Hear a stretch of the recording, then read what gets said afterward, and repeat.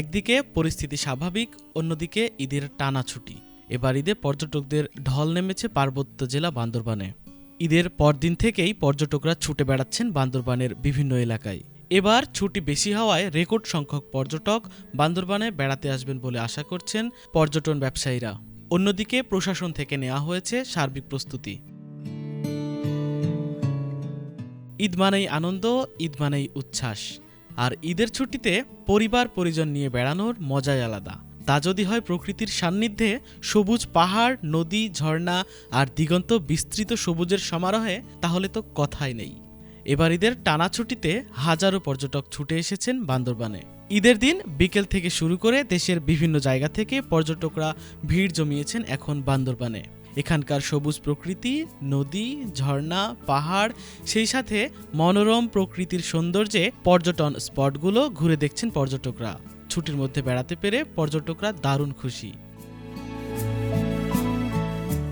অন্যদিকে পর্যটন সংশ্লিষ্ট ব্যবসায়ীরা মনে করছেন, বান্দরবানের পরিস্থিতি অনেকটা স্বাভাবিক থাকায় ও সরকারি বন্ধ বেশি দিন থাকায় এবার ছুটিতে রেকর্ড সংখ্যক পর্যটক বান্দরবানে বেড়াতে আসছেন। আর এতে ব্যবসায়ীরাও খুশি।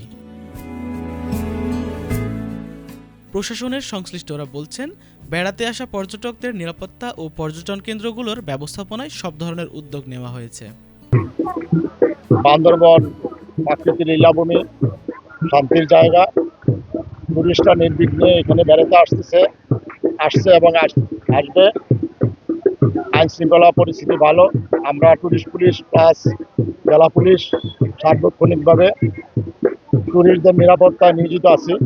আসলে আমরা কাজ করে যাচ্ছি এবং ঈদের ছুটিতেও আমাদের জেলা প্রশাসনের ম্যাজিস্ট্রেটগণ তারা এই ধরনের মোবাইল কোর্ট পরিচালনা অব্যাহত রাখবে এবং সময় সময় অন্যান্য মনিটরিং সেগুলো আমরা করব। বিশেষ করে আমরা আমাদের ট্যুরিস্ট পুলিশ যারা আছে তাদেরকেও আমরা এই বিষয়ে নির্দেশনা দিয়েছি যেন তারা বিভিন্ন পর্যটন কেন্দ্রগুলোতে বিশেষ নজরদারিতে আনে এবং টহল বৃদ্ধি করে।